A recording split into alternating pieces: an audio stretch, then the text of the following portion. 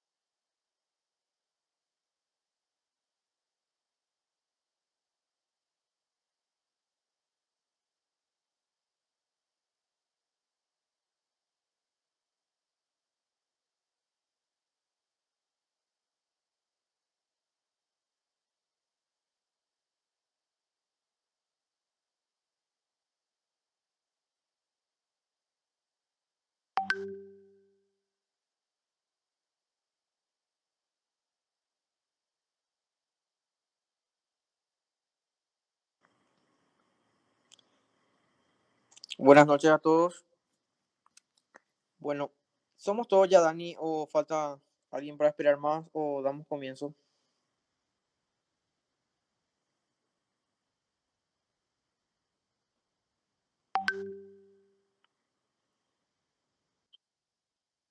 Sí, sí, ya estamos todos para dar comienzo. Bueno, de vuelta, buenas noches a todos. Soy el abogado, escribano público y docente universitario David Cañete. Vamos a estar dando repaso a la materia de Romano 2 y comenzaremos con la lección número 1. Antes de dar comienzo a la clase, quiero tocar algunos puntos para poder, en este caso, poder hacer no así un buen resumen, sino un buen estudio de todas las bolillas que vamos a hacer. Por cada bolilla que vamos desarrollando, al término de cada bolilla me pueden preguntar alguna duda que tengan. No así estar interrumpiendo a cada rato, porque si no, no vamos a terminar, porque saben bien que es corto el tiempo y son muchas lecciones. Bueno, entonces vamos a dar comienzo. La lección número 1. ¿Qué tenemos que saber sobre la lección número 1 de acuerdo a Romano 2 según el programa de la Facultad de Derecho? Es el concepto del hecho jurídico. ¿Qué es el hecho jurídico y cuál es el concepto correcto? ¿Y cuáles son en este caso los requisitos que tiene que tener un hecho jurídico para que sea así un hecho jurídico y no un acto jurídico? ¿Sí? Bueno, el concepto correcto de hecho jurídico es aquello. El hecho jurídico son todos los acontecimientos, en este caso susceptibles de producir 3 o 4 tipos de cosas. Puede producir una adquisición, puede producir una modificación, transferencia y así también extinción de derechos y obligaciones. Ese es el concepto correcto de hecho jurídico. Vuelvo a repetir. Los hechos jurídicos son todos los acontecimientos susceptibles de producir algún tipo de adquisición, algún tipo de transferencia, algún tipo de modificación y así también algún tipo de extinción, siempre de derechos y obligaciones. Ahora bien, el hecho jurídico puede ser humano y natural. Sí, puede ser humano y puede ser natural. En este caso, puede ser lícito e ilícito o solamente lícito. El hecho jurídico puede ser tanto lícito como ilícito. Puede ser también voluntario como así también involuntario. Estos son los requisitos para que se configure el hecho jurídico. Vuelvo a repetir. ¿Cuáles son los requisitos para que se configure el hecho jurídico? Primeramente, puede ser un hecho humano, como así también puede ser un hecho natural. Puede ser voluntario, como así también involuntario. Y puede ser lícito, como así también ilícito.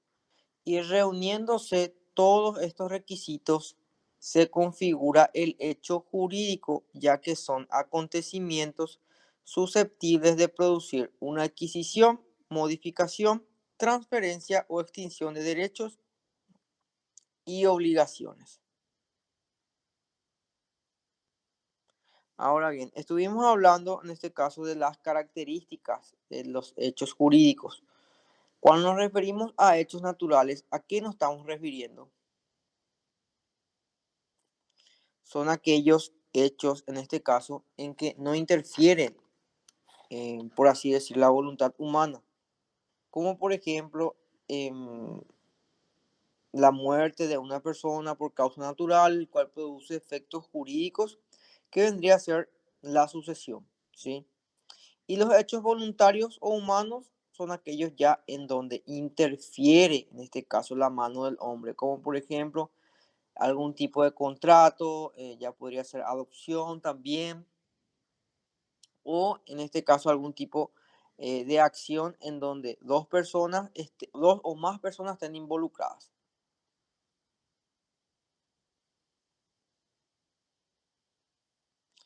Ahora, los tipos de hechos jurídicos.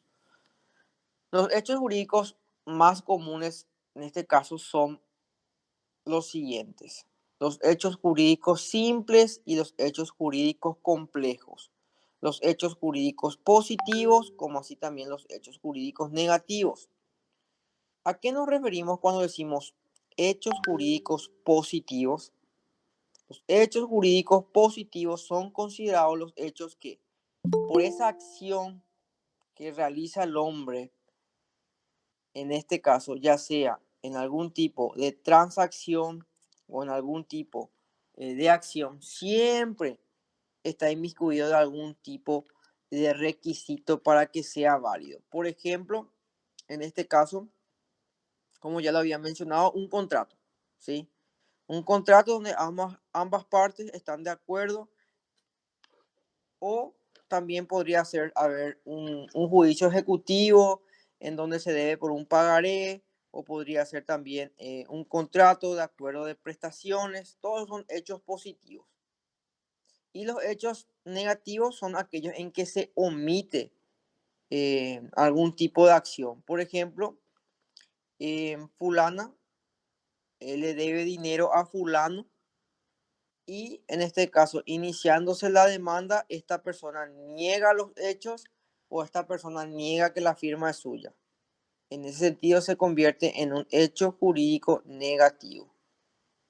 ¿Por qué? Porque esa persona está realizando algún tipo de omisión. Y cuando hay algún tipo de omisión, ya se convierte en un hecho jurídico negativo. Siempre cuando se la palabra omisión es hecho jurídico negativo. Y cuando se la palabra acción o algún tipo de contrato donde ambas voluntades, o sea, ambas partes están de acuerdo, es hecho jurídico positivo.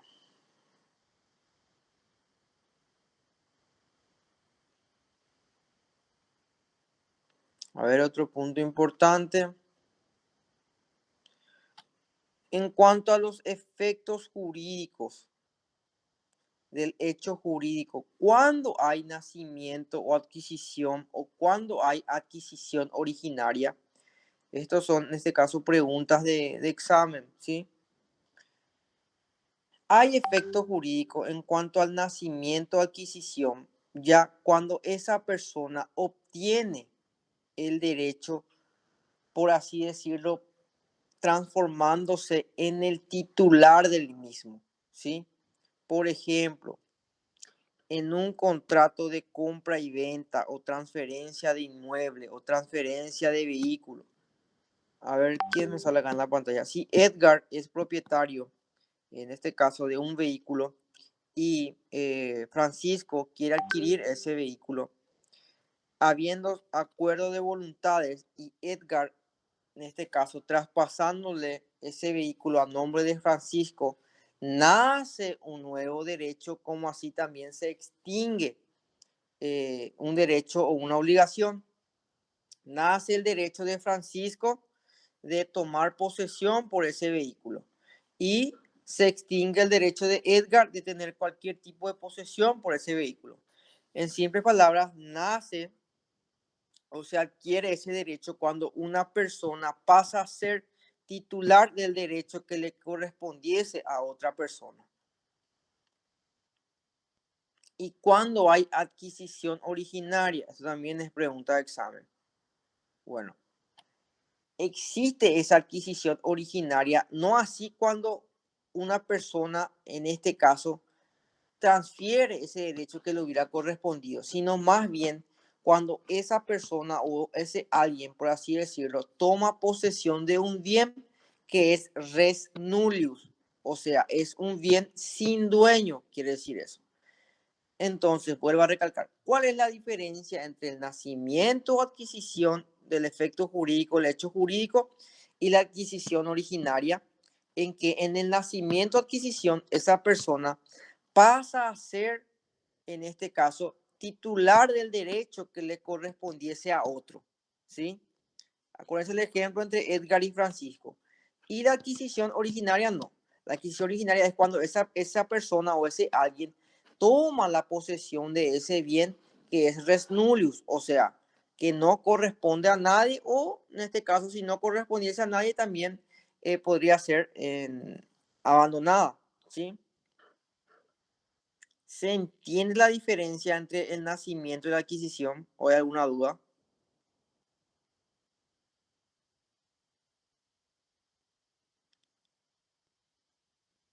Voy a tomar como que entendieron, ¿sí?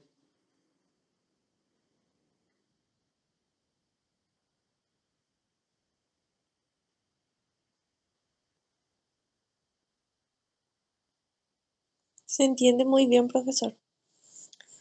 Bueno, Nadia, gracias. Vamos a buscar otro punto de esta bolilla. A ver, el estado de dependencia. Eso también es otra cosa que confunden muchísimo.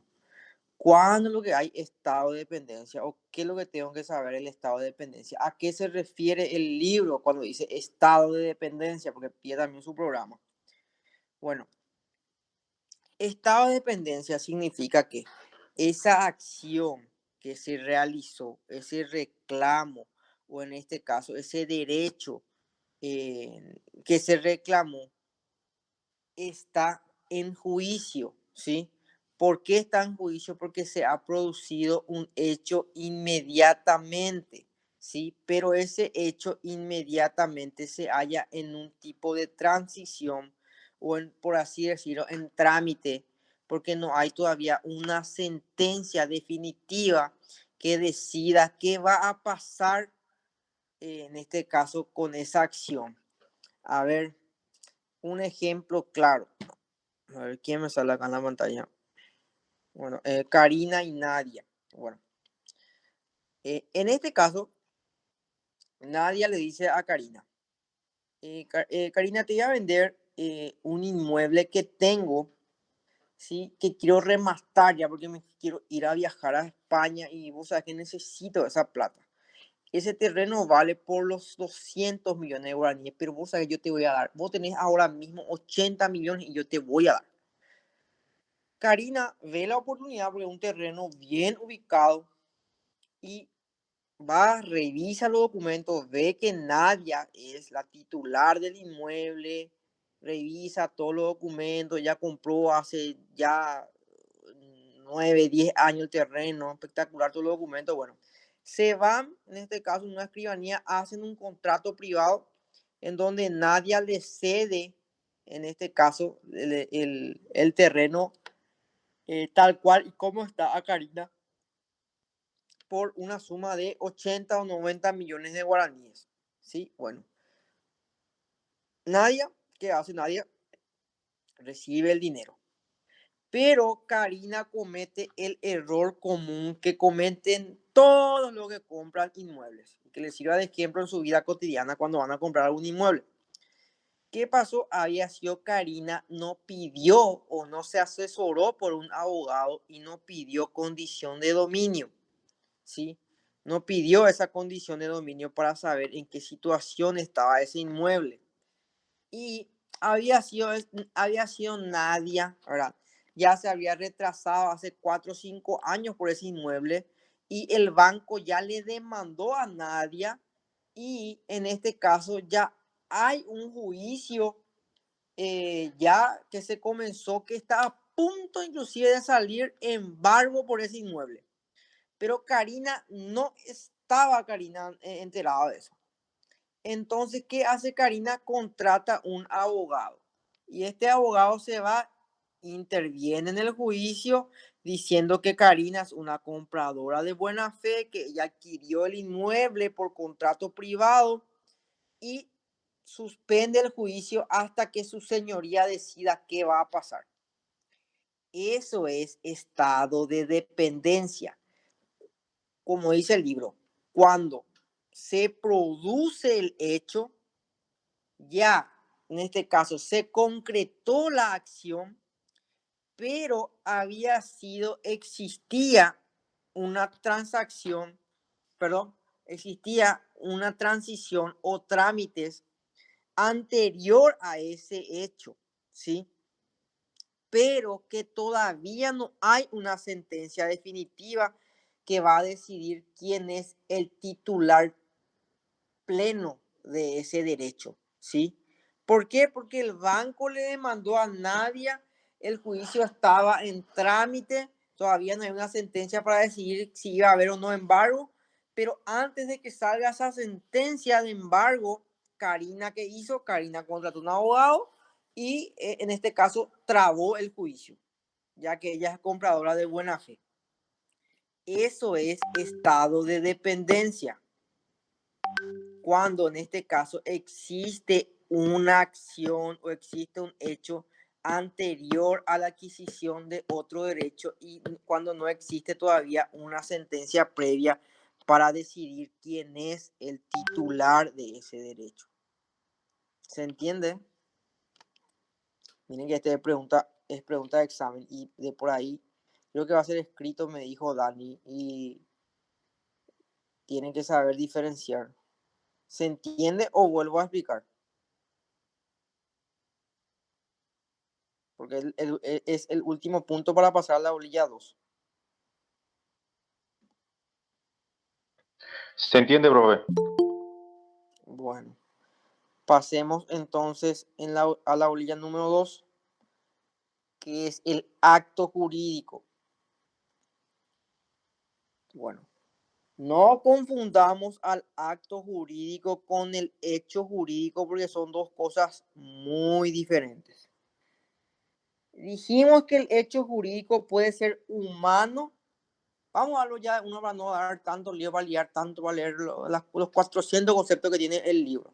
Vamos al grano, ¿sí? El hecho jurídico, en este caso, hecho jurídico, no acto, entiendan bien, porque primero vamos a diferenciar bien para que así puedan ustedes ya entender lo que es el acto jurídico. Cuando hablamos de hecho jurídico, hablamos de un hecho humano y de un hecho natural. Puede ser humano o puede ser natural, ¿sí?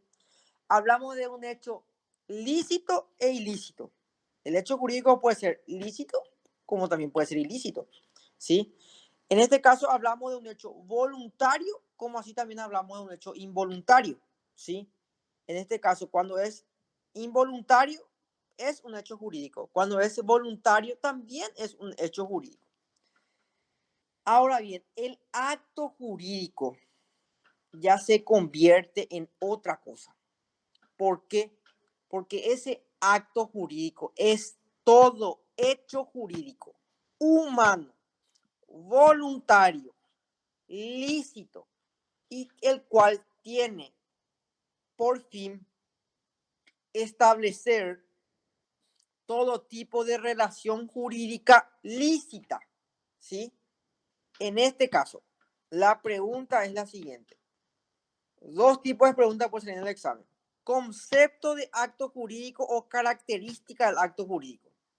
El acto jurídico solamente es humano. El acto jurídico no puede ser natural. El acto jurídico solamente es voluntario. El acto jurídico es netamente voluntario, porque al ser involuntario ya es un hecho jurídico. El acto jurídico netamente es lícito, porque ningún acto jurídico puede ser ilícito, ¿sí? En este caso, tiene por fin inmediato ¿qué cosa? Hacer esa o establecer esa relación jurídica. Ese es el concepto correcto del acto jurídico y sus características. Ahora bien, pregunta en el examen, te va a salir concepto de acto jurídico, característica, o te puede salir también el siguiente, ¿qué era para los romanos o cómo era considerado el acto jurídico para los romanos? Y para los romanos, el acto jurídico es considerado un negocio jurídico.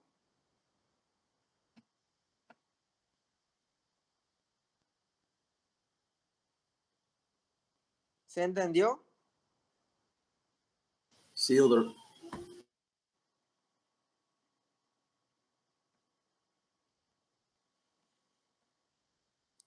A ver, otro punto. Clasificación de los actos jurídicos, ¿sí?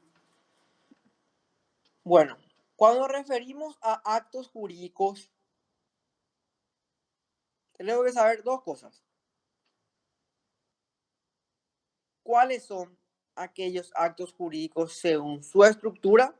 Son unilateral, bilateral, plurilateral, simples y complejos, intervivos y mortis causa.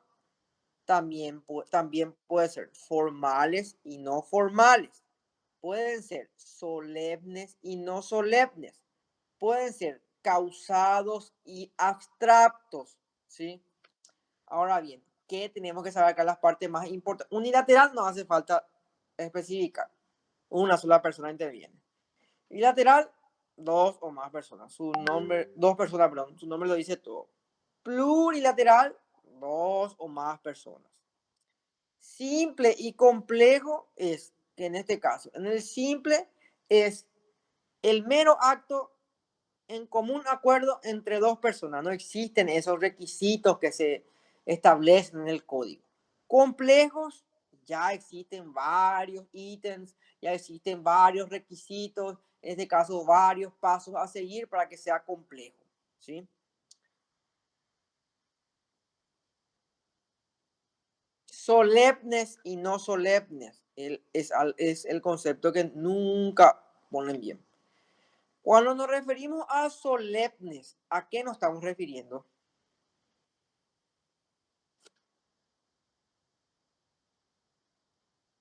¿A qué nos estamos refiriendo cuando decimos solemnes? Creo que era una serie de actos que tienen que hacer para posteriormente, no recuerdo la palabra, pero es un acto que tiene que hacerse para formalizar algo. Vas bien, Matías, vas bien con el concepto. Lo que quiere decir, Matías, es que en el acto solemne son ciertos tipos de acciones que revisten de ciertas formalidades, ¿sí? En este caso, revisten de ciertos pasos a seguir para que se convierta en un negocio jurídico o en un negocio solemne. ¿Y cuáles son esos tipos de actos solemnes? Puede ser la sponsio, la mancipatio, la iun jurisdictio, ¿sí? Todos esos son actos solemnes. ¿Por qué? Porque reúnen o revisten de ciertas formalidades para que ese acto se convierta en un negocio jurídico, ¿sí? Y los actos no solemnes, lo contrario, son aquellos que no revisten de ciertas formalidades, ¿sí? Si le piden ejemplo en el examen, a ver, un ejemplo, algo no solemne podría ser, por ejemplo, el ius gentium, ¿sí? Porque al ser ius gentium, no reviste de formalidades para que se pueda concretar ese negocio jurídico.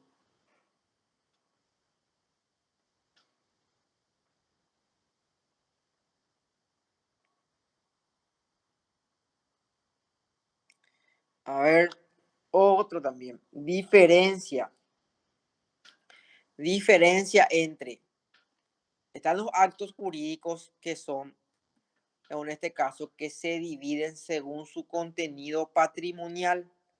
Y cuando decimos según su contenido patrimonial, tenemos que saber cuándo es oneroso y cuándo es aleatorio, ¿sí? En este caso, oneroso es cuando esa prestación o ese acto, en este caso, le correspondiese o le puede corresponder algún tipo de remuneración. Cuando hablamos de remuneración, estamos hablando de dinero, ¿sí? Entonces, hay acto oneroso cuando esa prestación reviste de qué? De algún tipo de remuneración, ¿sí? Y aleatorio ya es cuando esa prestación debida, o en este caso, que alguna de las partes debe de remunerar, depende de qué? Depende de un acto futuro e incierto. Por ejemplo, Dani le debe plata a Matías y Dani le dice, ¿sabes qué, Matías? Te voy a pagar, pero si gano Telebingo, ¿sí? En este caso, eso es un acontecimiento futuro incierto. El acto jurídico, según su contenido patrimonial, de forma aleatoria, depende de un acto futuro e incierto. ¿Sí? El ejemplo que le di, Dani le va a pagar su deuda a Matías si gana el Telebingo.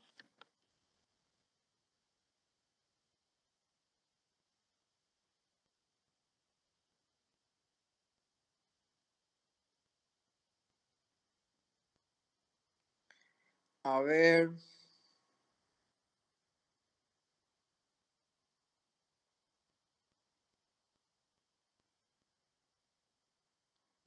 Miren que tengo anotado acá una pregunta que salió en el examen del año pasado, pero tienen que saber diferenciar, ¿no? Porque es lo mismo, ¿sí? ¿Cuál es el concepto de acto jurídico según nuestro Código Civil? ¿Sí? Según nuestro Código Civil, los actos, en este caso jurídicos, son aquellos actos netamente voluntarios, ilícitos, que tienen por fin inmediato el crear, modificar, transferir, conservar o extinguir, derechos, ¿sí? ¿Saben por qué toqué este punto? Porque en el examen le va a salir 3 tipos de conceptos de actos jurídicos y siempre tienen que anotar los requisitos, que son crear, modificar, transferir, conservar o extinguir derechos. Si no está o si falta uno de estos requisitos, está incorrecto. Miren, por ejemplo, acá el alumno marcó derechos y obligaciones, decía el último. Es decir, son actos jurídicos, los actos voluntarios lícitos que tengan por fin inmediato crear, modificar, transferir, conservar o extinguir derechos y obligaciones. Y el código no dice obligaciones, netamente dice extinguir derechos. Y la respuesta correcta era ninguna de las anteriores, ¿sí? Atiendan por eso.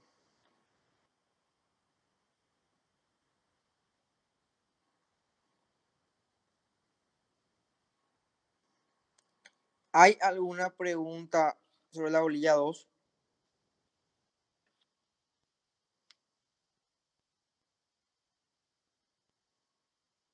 ¿Estamos bien? ¿Va a seguir con la bolilla 3 o hay alguna duda, algo que quieran preguntar?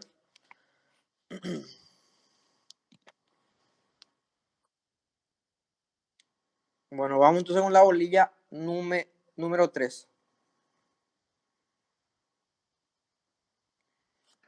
Bueno, ya diferenciamos ya en estas dos bolillas qué son hechos jurídicos, qué son actos jurídicos, qué es lo que tiene que tener el hecho jurídico para que sea correcto y qué es lo que tiene que tener el acto jurídico para que sea correcto. ¿Cuáles son, en este caso, los tipos de actos jurídicos, los tipos de hechos jurídicos? Con estas dos bolillas te explica muy bien, por así decirlo, los conceptos correctos de esos puntos. Ahora vamos a la bolilla 3 que habla de los presupuestos del acto jurídico.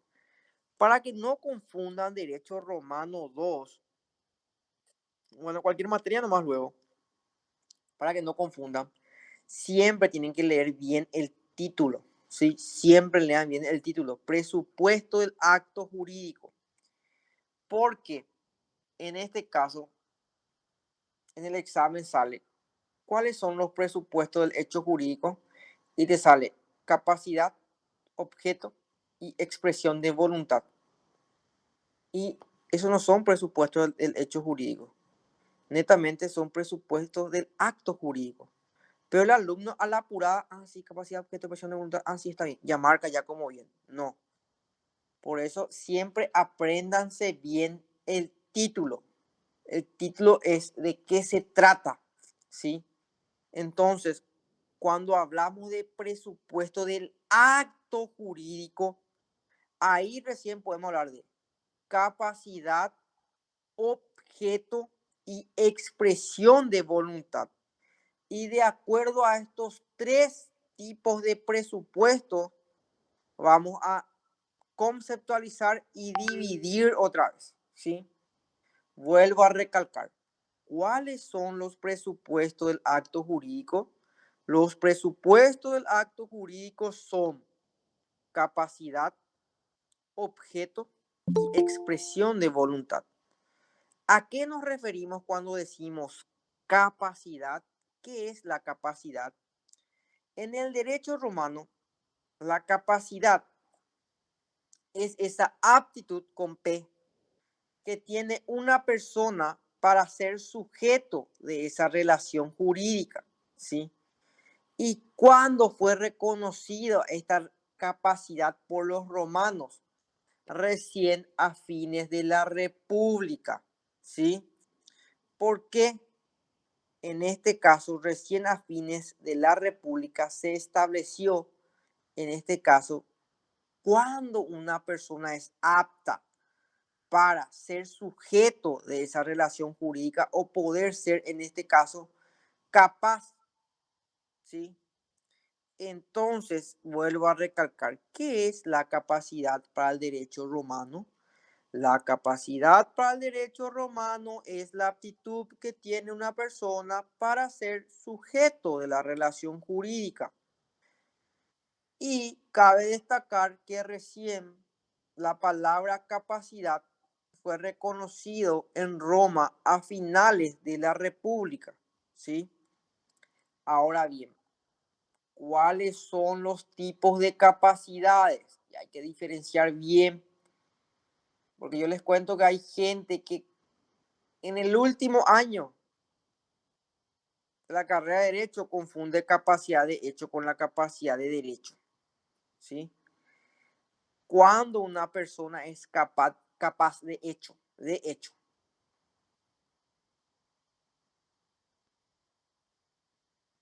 Para los romanos, la capacidad de hecho se adquiere cuando comienza la pubertad.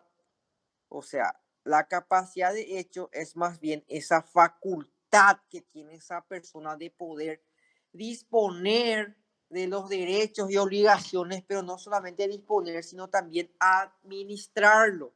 Cuando esa persona ya se encuentra con la capacidad de administrar y de disponer sus derechos, hay capacidad de hecho. Y según los romanos, hay capacidad de hecho cuando comienza la pubertad, ¿sí?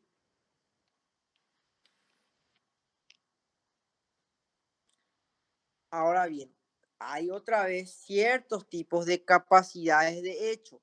Por ejemplo, ya se adquirió la pubertad, pero él es incapaz de hecho relativamente.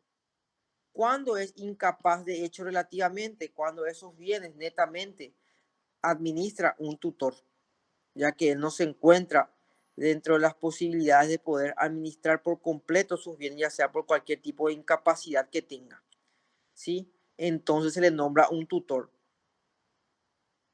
Entonces, él, al tener ese cierto tipo de incapacidad y al nombrársele un tutor para que pueda administrar sus bienes, ya es incapacidad de hecho relativo. Y incapacidad de hecho absoluta es cuando no puede administrar luego sus bienes por sí mismo, ¿sí? Cuando hay capacidad de derecho, hay capacidad de derecho cuando ese ciudadano romano, ¿sí?, tiene la facultad de ser titular de relaciones jurídicas y de determinarse por sí mismo sus propios intereses. O sea, en este caso, ser sujeto de ese derecho. A ver, otro punto. ¿Cuál es el tipo de capacidad?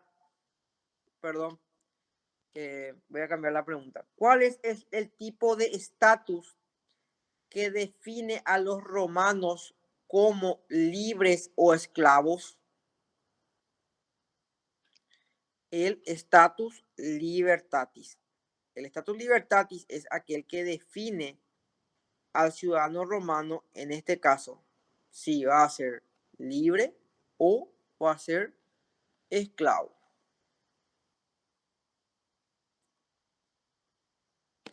¿Y cuál es el estatus que define al ciudadano romano en cuanto a su patria potestad o no? El, Estatus familiar. sí, estatus familiar. Muy bien.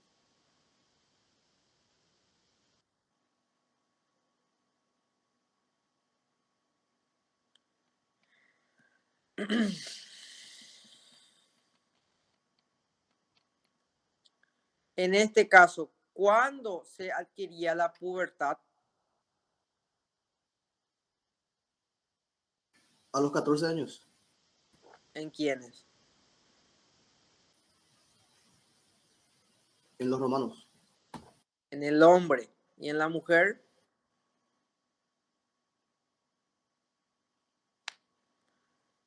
Está muy bien la respuesta de Matías. En el hombre se adquiría la pubertad cuando era mayor de 14 años y la mujer cuando era mayor de 12 años. No se olviden de eso, ¿sí? Pregunta de examen.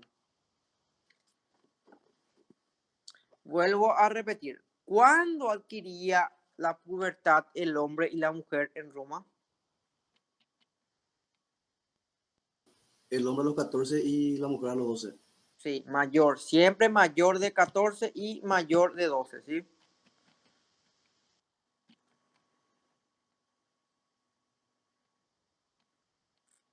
Ahora bien, ¿cómo tendría que ser el objeto? Ahora vamos a hablar del objeto. Ya hablamos de la capacidad. Ahora hablamos del objeto. ¿Qué es lo que es el objeto? El objeto siempre va a ser aquella acción de lo que netamente va a tratarse ese negocio jurídico, ¿sí? Y ese negocio jurídico que realizan, en este caso, los sujetos, es el objeto de qué se va a tratar ese negocio jurídico. A ver, por ejemplo, un ratito. Por ejemplo, Nadia y María llegan a un acuerdo para la compra y venta de un automóvil, ¿sí? El objeto, ¿cuál va a ser? La compra y venta. ¿De qué se va a tratar? La compra y venta de un mueble, ¿sí? De un vehículo. Ahora bien, ¿cómo tiene que ser ese objeto para que sea válido? Ese objeto debe de ser lícito, debe de ser posible, debe de ser determinado, ¿sí? Netamente determinado. Debe de ser lícito, debe de ser posible y debe de ser determinado y así también determinable, que es casi lo mismo. Por ejemplo, hacer lícito, obviamente, no tiene que estar, en este caso, contrario a la ley, ¿sí? O a las buenas costumbres. Por ejemplo, Nadia y María hacen el acuerdo de la compra y venta del automóvil, pero le dicen Nadia, yo no tengo efectivo para darte, María, pero netamente tengo cuernos de rinoceronte que papá trae de África. Yo te puedo pagar con eso. Mira que vale muchísimo eso en el mercado. O puedes vender por el doble otra vez después. Pero no puede ser objeto de transacción eso. ¿Por qué? Porque en este caso la ley prohíbe, en este caso, la venta ilegal de cuernos de rinoceronte. O sea que si es que nadie le quiere pagar con cualquier tipo de cosa que esté fuera del mercado, ya es ilícito, ¿sí? Y ese acto jurídico es nulo. Ahora bien, debe de ser posible. ¿Qué significa que debe ser posible? Que tiene que estar dentro del comercio, ¿sí? En este caso debe de ser posible de apreciación económica. Por ejemplo, quiero un pedazo de la luna o quiero un pedazo gigante de meteorito. Quiero un hueso de dinosaurio. ¿No? Son cosas que no es posible dentro del comercio. En simples palabras, el acto debe ser lícito, posible y determinado. Determinado significa que tiene que ser claro y preciso, en este caso, la remuneración, ¿sí? Tiene que ser, en este caso, tantos kilos de mandioca, tiene que ser tantos kilos de moneda de oro, tiene que ser, en este caso, cierta cantidad de dinero, o sea, tienen que ser sí o sí determinado. Y determinable es casi lo mismo, o sea que tiene que ser, en este caso, presente, ¿sí? Te voy a pagar mañana y mañana vamos a hacer el trato. ¿Está bien? Esos son los requisitos que establece el objeto del acto jurídico. ¿Se entendió?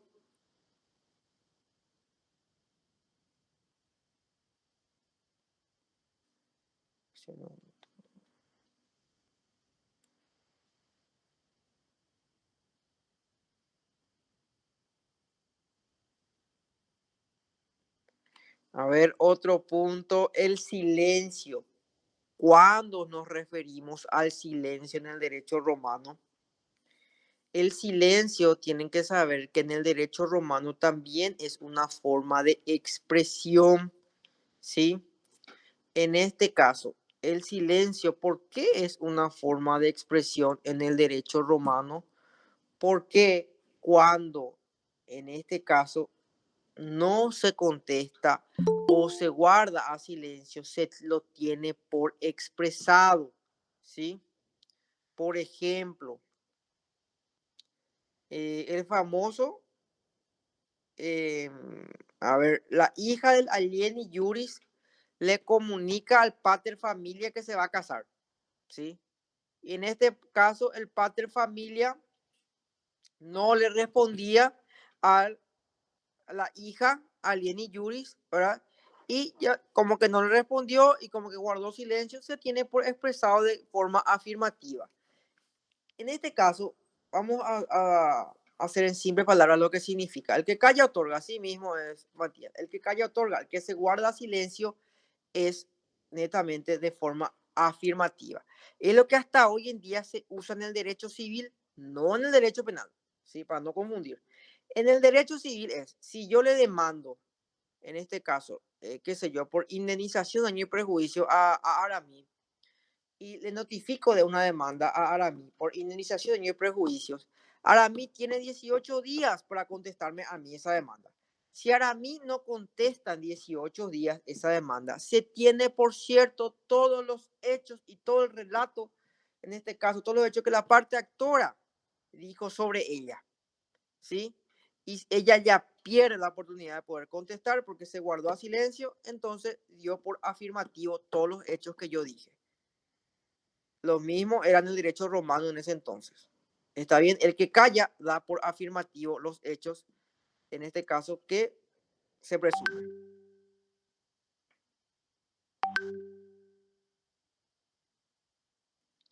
A ver, ya hablamos del valor del silencio.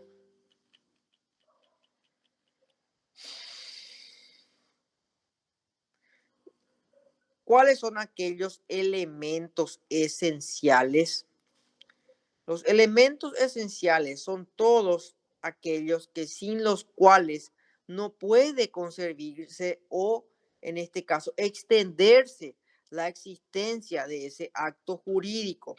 O sea, ¿qué quiere decir eso? Que sí o sí debe de estar ese elemento para que se concrete esa acción o ese acto jurídico. A la falta de uno de esos elementos, el acto se convierte en nulo, ¿sí?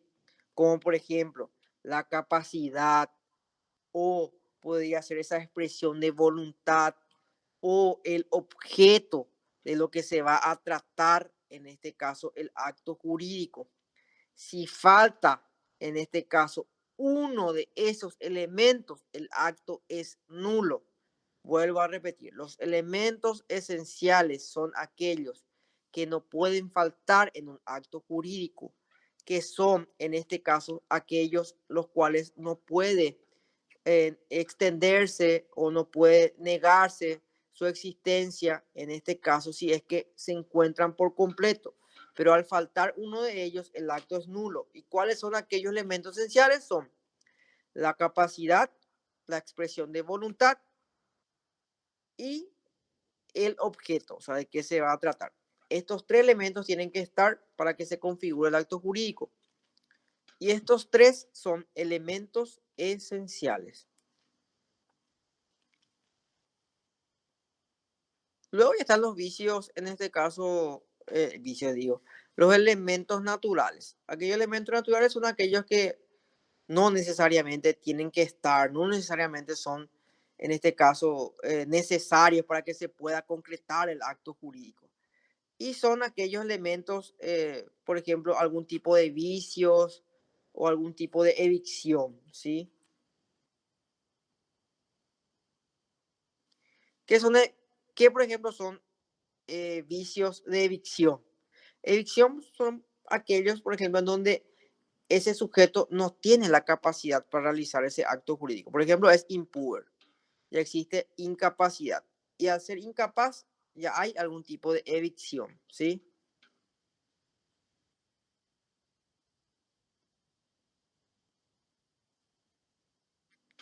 Bueno, con esto concretamos la bolilla número 3. ¿Se entendió? Sí, Sí, doctor. profe. Por mi parte, sí. ¿Hay alguna preguntita de esta bolilla? ¿Algo que quieran saber?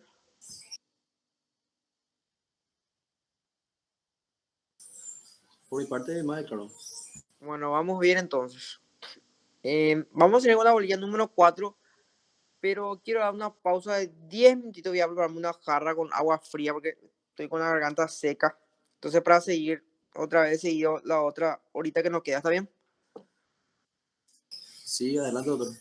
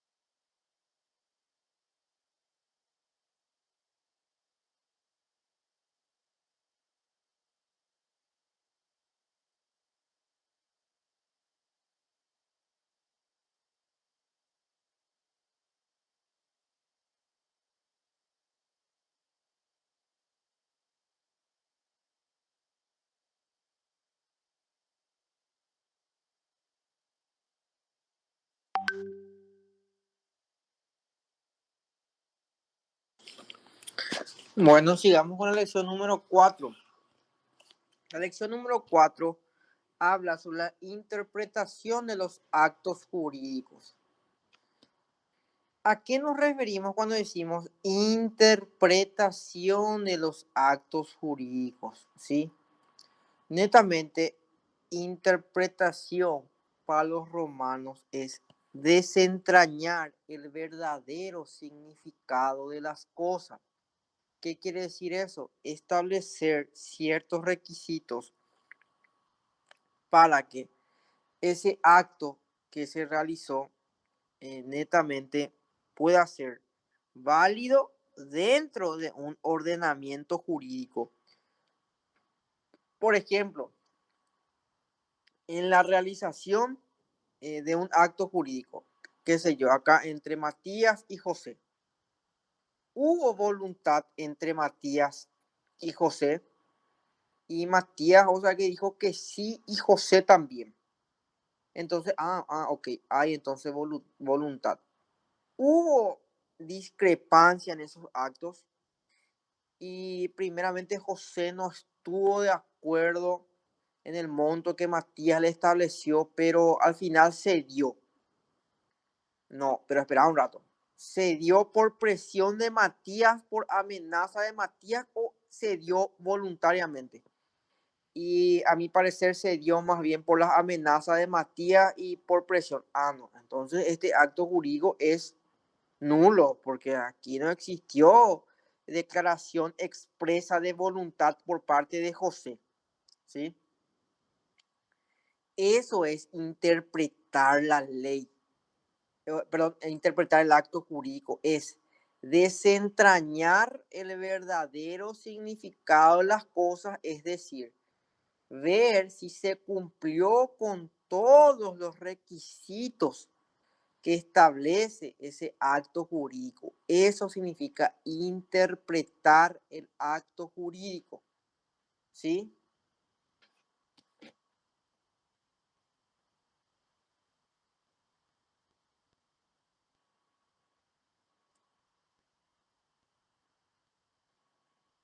Si existe en este caso discordancia entre la voluntad y la declaración, el acto es nulo. Acuérdense el ejemplo que di recién entre Matías y José.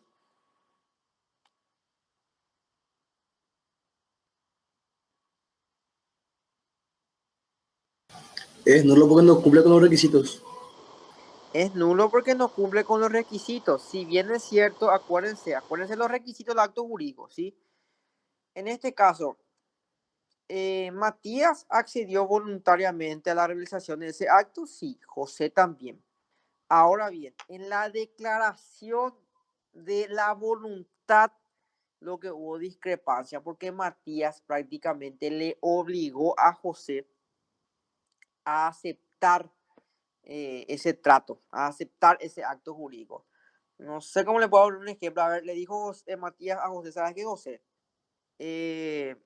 Mira, yo soy el único acá que tiene plata acá en el barrio y nadie te va a comprar ese tu inmueble. Y yo sé que vos estás necesitando y mucho ya ese 50 millones que vos pedís. Yo sé que tu terreno vale 100. 15 millones te doy ahora mismo. Porque si vos no me vendés a mí, yo me voy a encargar de que vos nunca vendas ese inmueble. ¿Entienden? Hay en este caso discrepancia. Más bien Matías le obligó a José a vender ese inmueble. Y si existe discrepancia, por más de que hubo voluntad, o sea, voluntad siempre va a haber, pero al existir discrepancia, en este caso el acto ya es nulo. ¿Y qué es lo que hizo ahí?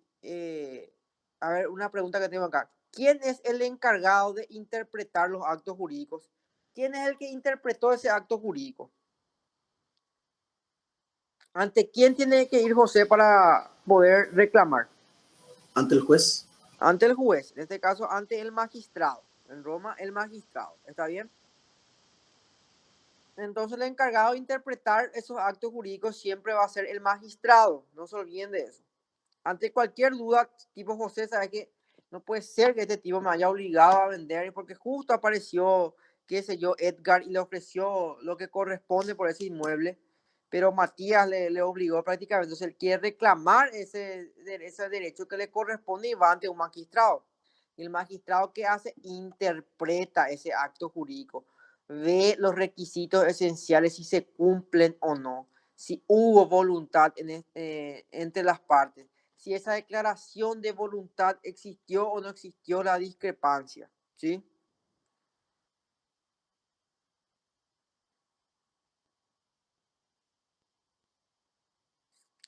Y la teoría de la declaración, que es otro punto que pide su programa, cuando hablamos de teoría de declaración es exactamente lo mismo que les dije. José quiere vender ese inmueble, pero él debe, en este caso, por así decirlo, expresarlo, ¿sí? Expresarlo, o sea, de forma escrita ante un magistrado. Eso es la teoría de la declaración, porque si él netamente no expresa su voluntad, ya sea de forma escrita o de forma legal, no existe esa teoría de declaración, ¿sí?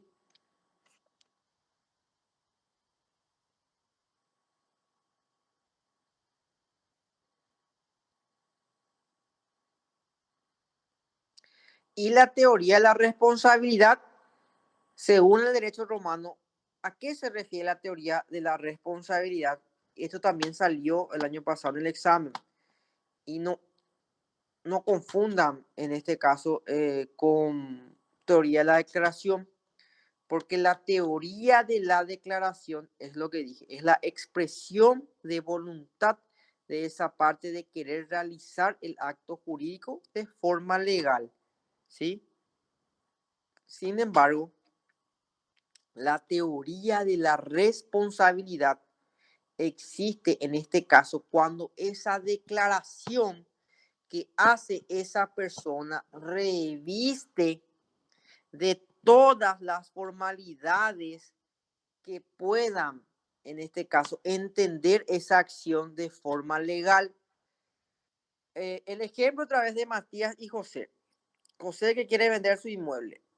Y José le dice a Matías, Matías, mi inmueble está limpio, no tiene ningún gravamen, no tiene ningún embargo, cuesta lo que cuesta, porque ya ha sido tasado por un profesional, ¿entendés? Eso es la teoría de la responsabilidad. Cuando lo declarado por la parte interesada reviste de las formalidades que la ley establece, ¿sí? Eso significa la teoría de la responsabilidad. ¿Entienden?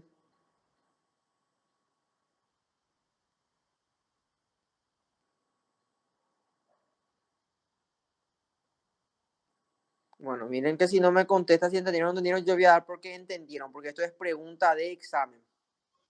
Sí, se entendió, profesor. Bueno, entonces ya está entonces. A ver, otra pregunta. ¿Cómo era la interpretación para los juristas romanos en la era primitiva y en la era clásica? Pregunta de mesa, de pregunta de examen. La interpretación para los juristas romanos en la era primitiva netamente era declaracionista. No se olviden eso. En la era primitiva, la interpretación para los juristas romanos era declaracionista. Y en la era clásica, en este caso, era netamente en lo que refiere a la voluntad, ¿sí? A la voluntad. Estas son las dos diferencias de cómo era la interpretación en estas dos eras. Era primitiva y era clásica.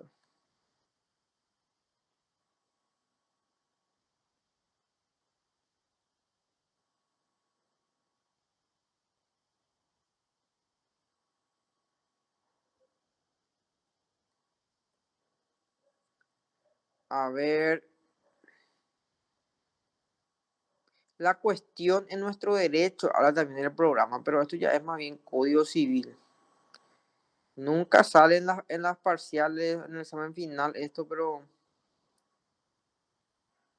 anoten nomás, anoten nomás. Ahora Doctor, mí, ¿te puedo hacer una pregunta? sí, ahora mí.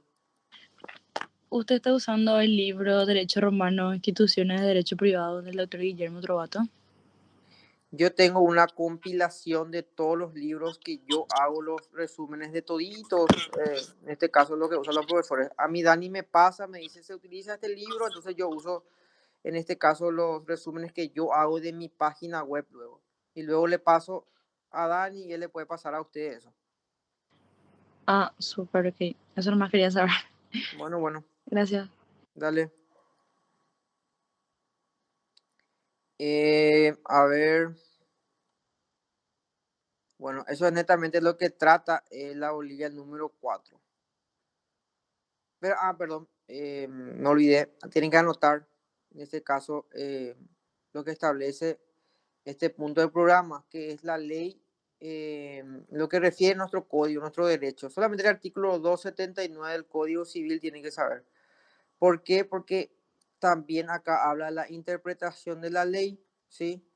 El artículo 279 dice, ningún acto tendrá el carácter de voluntario sin hecho exterior por el cual la voluntad se manifieste. Por si las dudas, no quiero que anoten.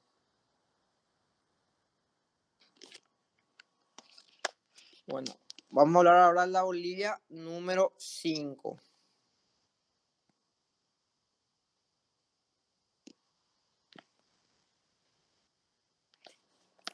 Por ahí, si existe, en este caso, no sé si ustedes me están siguiendo de acuerdo a su programa, ¿verdad? Pues yo tengo, en este caso, los resúmenes que yo hago de acuerdo al programa, porque cada año se actualiza el programa en la Facultad de Derecho, ¿verdad? Y estos resúmenes que tengo de Derecho Romano y de todas las materias prácticamente de todos los semestres, yo los hago en base al programa. De por ahí, si ustedes me dicen, profe, ese no es bolilla 5, es bolilla 4, es bolilla 3, me tienen que decir nomás, sí, porque yo me guío por lo que tengo acá. ¿Está bien? Sí, doctor. Bueno. La lección número 5 habla sobre la discordancia entre la voluntad y su declaración. Y otra cosa, bueno, a modo de aclaración, ¿verdad? Como les dije, yo tengo mi página web y tengo ahí todos los resúmenes desde el primer semestre hasta el último semestre, porque yo enseño todas las materias. Enseño el primer semestre hasta el 12º semestre. Todas las materias que hay. ¿Sí? Ahora bien, como les digo, voy actualizando yo, porque tengo mi programa acá, en este caso, que me actualiza según el programa y tengo mi secretario que me hace eso. Me actualiza así de acuerdo al programa de todas las materias, todos los semestres. Y de paso, como que yo suelo ir en los exámenes, ya sea oral o escrito, o tengo acceso también a los exámenes el año pasado, veo. Entonces yo le paso todo eso a mi secretario y él se encarga de anotarme todas las preguntas, o algunas veces cuando yo participo yo mismo me voy y anoto. Y si yo les digo a ustedes, chicos, esto es pregunta de examen, esto va a salir, marquen con un, no sé, con un resaltador, con algo, porque sale. Yo les digo algo, el modo de los profesores no cambia en todos los años de la Facultad de Derecho. Sí o sí le va a salir esos puntos, diferencia entre hechos, actos jurídicos, requisitos de los hechos jurídicos, tipos de actos jurídicos, todo eso en este caso, cuando adquiere la capacidad la persona en el derecho romano, cuando adquiere la pubertad, cuando es impuber todavía, y todo eso. Entonces vayan anotando. De por ahí si les sirve también, no sé si Dani está grabando la clase, entonces él después le puede pasar la grabación también a usted así. Bueno, hablemos la bolilla número 5. Bajando más la mano ahora a mí porque creo que vas a preguntar algo y ahí está. Bueno, la discordancia entre la voluntad y su declaración. ¿Cuándo hay discordancia entre la voluntad y su declaración? Bueno, vamos a hablar entonces primeramente de qué es la discordancia.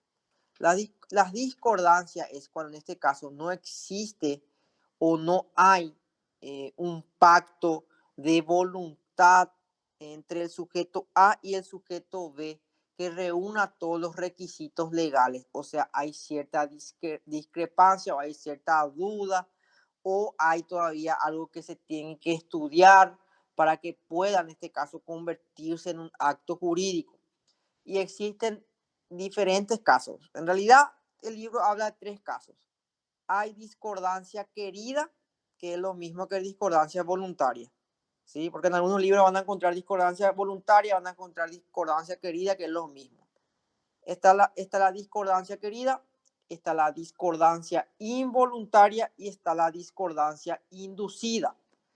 Cuando hay discordancia querida o discordancia voluntaria, hay discordancia voluntaria o discordancia querida cuando falta esa concordancia entre la declaración que se conoce y la voluntad, ¿sí?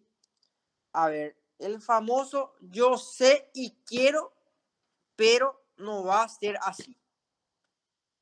Por ejemplo, un acto simulado, ¿sí? Cuando hay un acto simulado, por ejemplo, en este caso, se le demanda o se le pide a Aramí que rinda cuenta de todos sus bienes, ¿sí?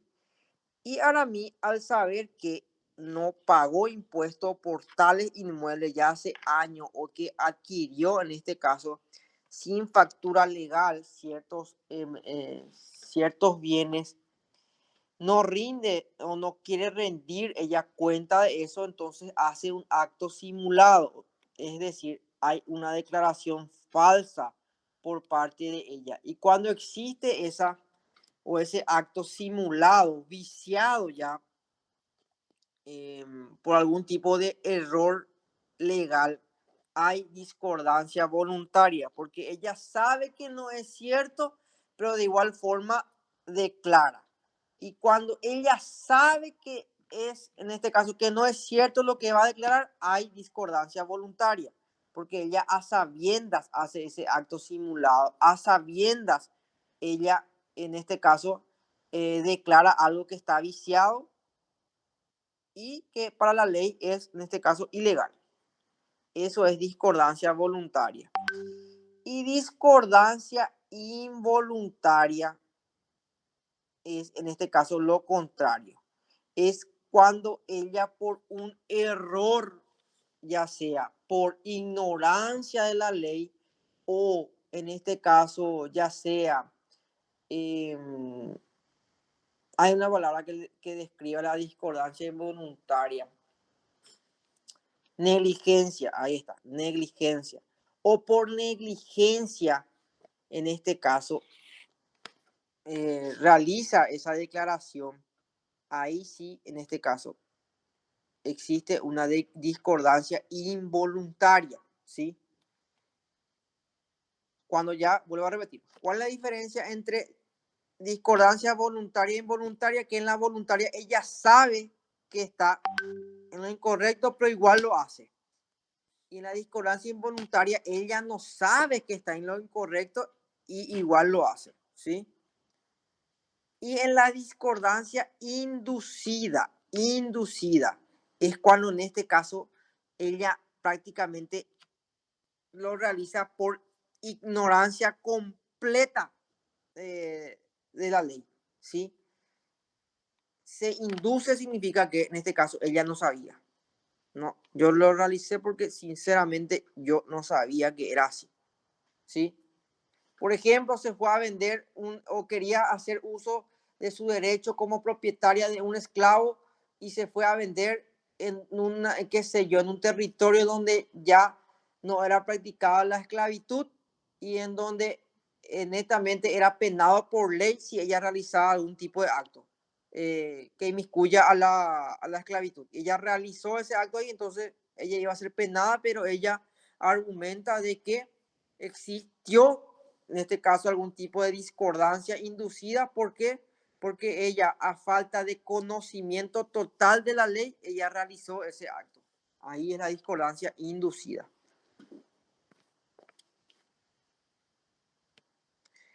Ahora bien, otra pregunta de examen. Conceptualiza o cuál es el concepto correcto de declaración de voluntad locandi gratia, ¿sí? Y si es válido o no, o si produce algún tipo de efecto jurídico. ¿Cuándo hay declaración de voluntad locandi gratia? La declaración de voluntad locandi gratia existe cuando, en este caso, esa declaración o esa formalidad se dirige a una persona con el fin exclusivo de bromear, ¿sí? Y si netamente esa formalidad o ese acto jurídico que se realizó era con el fin de bromear nada más, no produce ningún tipo de efecto jurídico, ¿sí?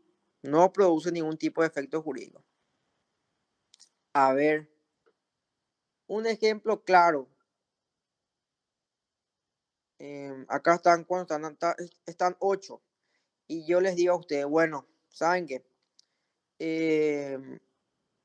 Si los 8 hacen total de puntos en el examen que viene, el segundo llamado, yo les regalo a toditos pasajes para que se vayan a Río de Janeiro.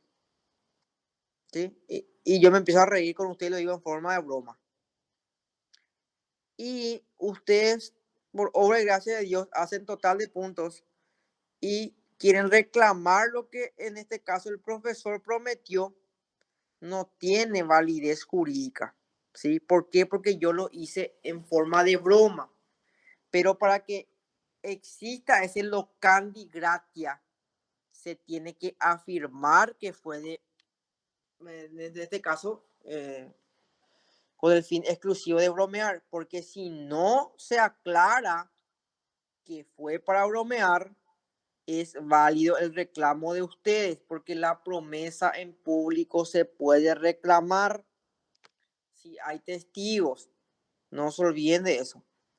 Siempre y cuando esa declaración de voluntad locandi gratia sea con el fin exclusivo de bromear, el cual se debe de especificar, indudablemente va a carecer de cualquier tipo de efecto jurídico. No se olviden de eso.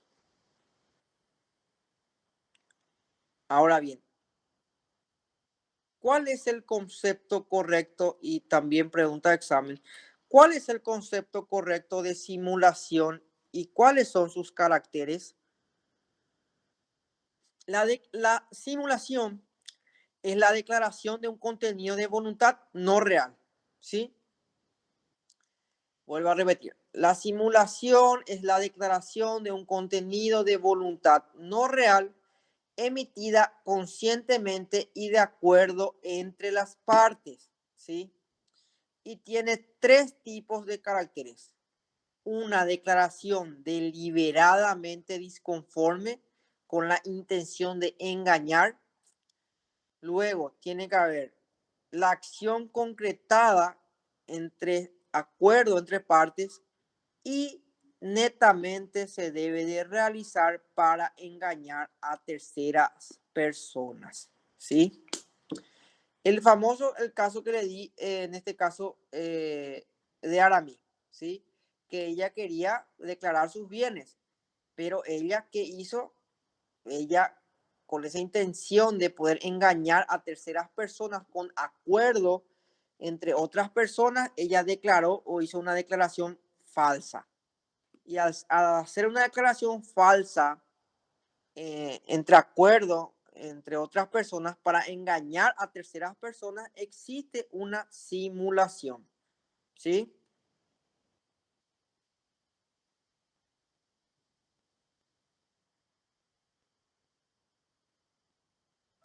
Pregunta de examen.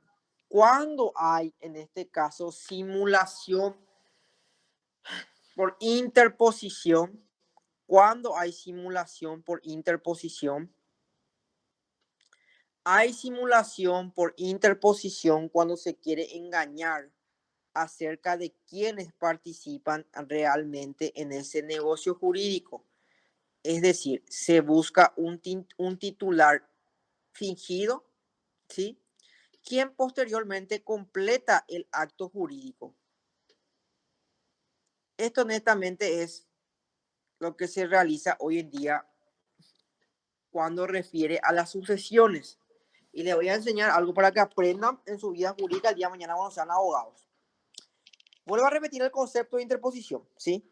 Interposición es cuando, en este caso, se quiere engañar acerca de quiénes participan realmente en el negocio jurídico, ¿sí? En ese acto jurídico significa negocio jurídico, no se olvide. ¿Por qué? Porque si busca un titular fingido, ¿qué significa titular fingido? No es en realidad ese titular. Y posteriormente completa el acto jurídico. A ver, le hago un ejemplo claro.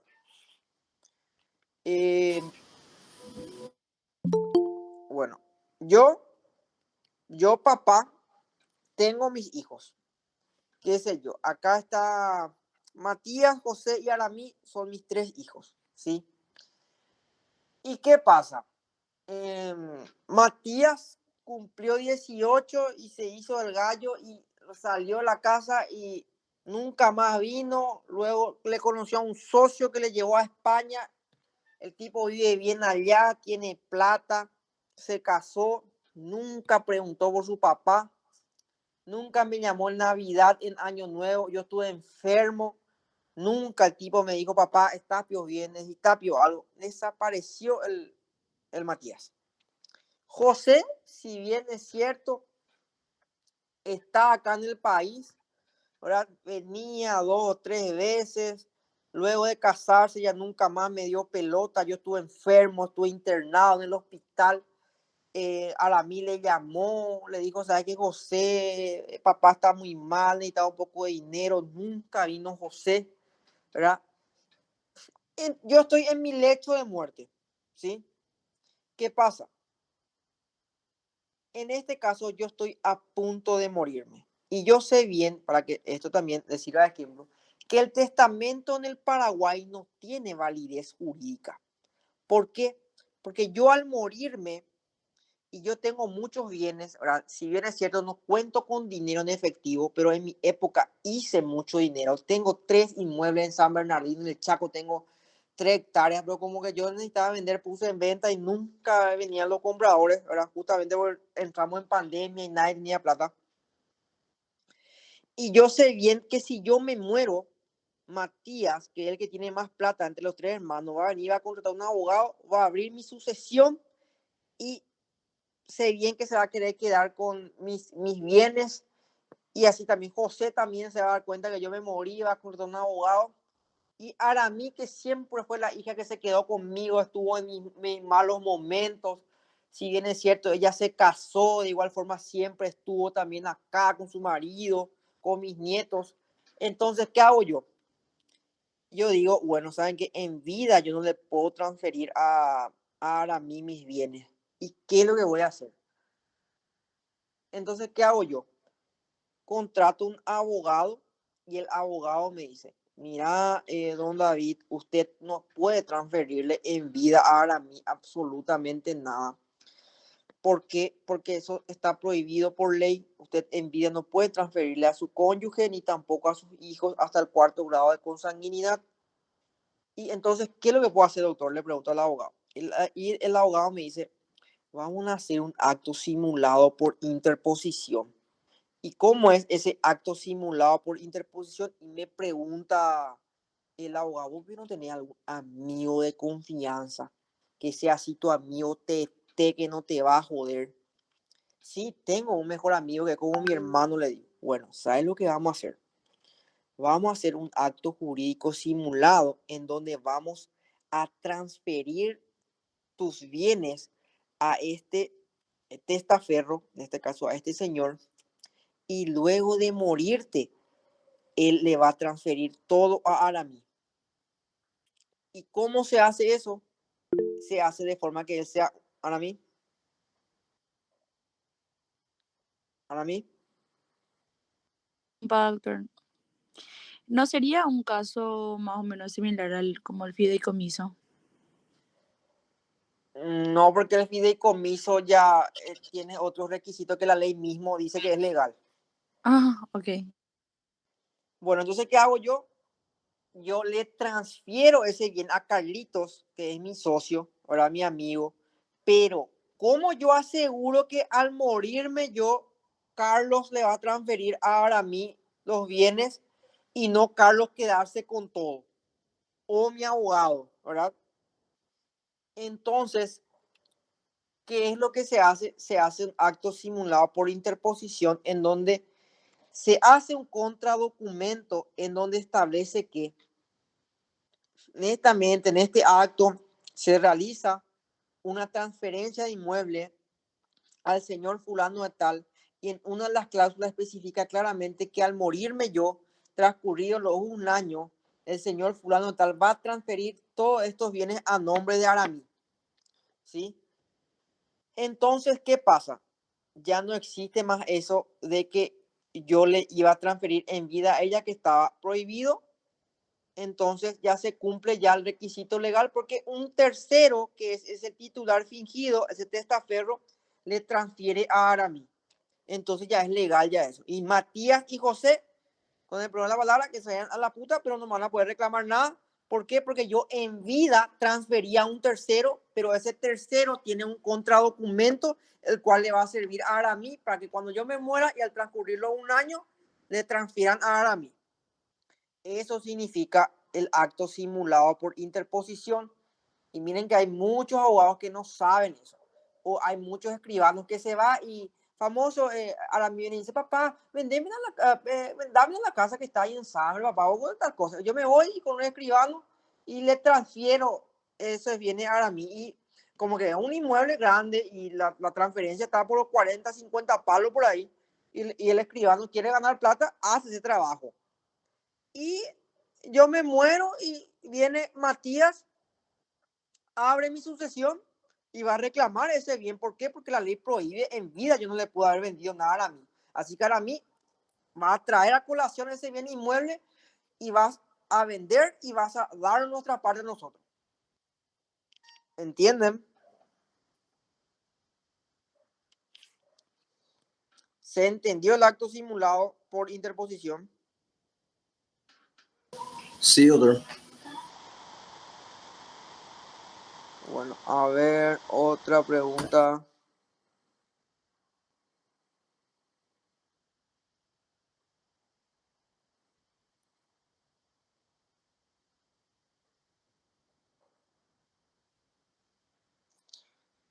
¿Cuándo hay fideicomiso?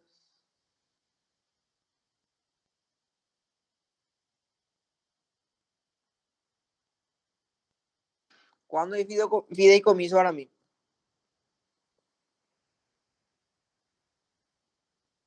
¿Qué entendés por fideicomiso?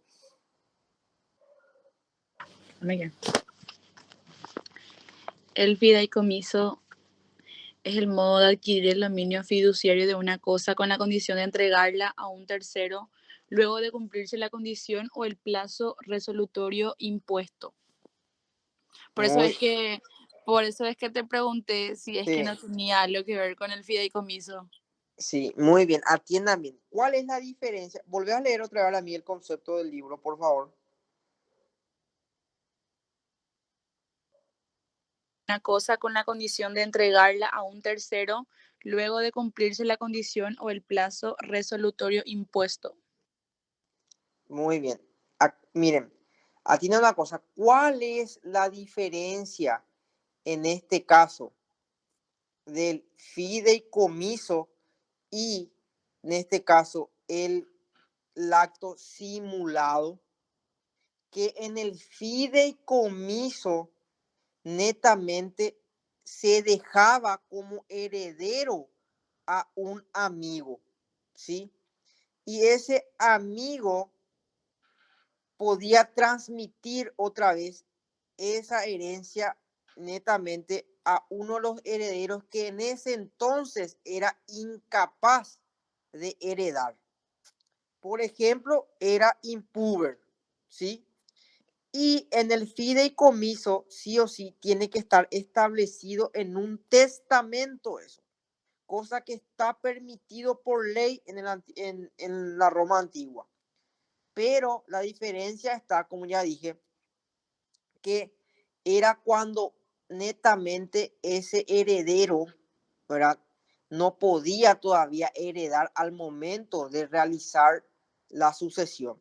Es decir, era un impuber o todavía era un incapaz, entonces se le heredaba a un amigo y después cumplía la cláusula al decir que al momento que Aramí cumpla los 18 años, le iba a transferir todos los bienes que le correspondiese a su señor padre. ¿Se entiende?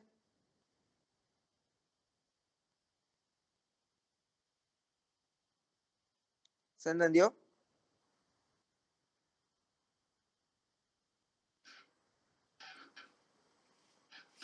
Bueno. Bueno, chicos, y esa es la última pregunta de la lección número 5 y hasta acá vamos a dar por hoy. Luego mañana seguimos con la lección número 6. ¿Está bien? Excelente, doctor, y agradecido por su predisposición. Bueno, ¿se entendió entonces la forma que vamos a ir estudiando? Sí, doctor, totalmente. Bueno, buenas noches a todos y nos vemos el día de mañana. Ok, doctor.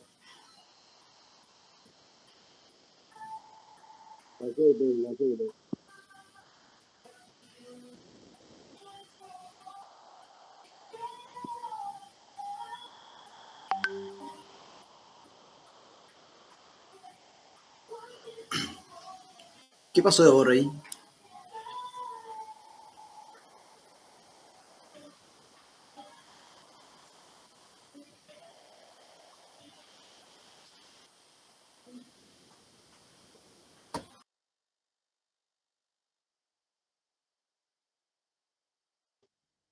Hola, hola.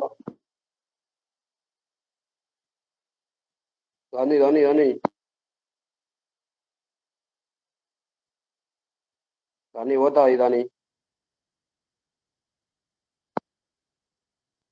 Danielito, Danielito.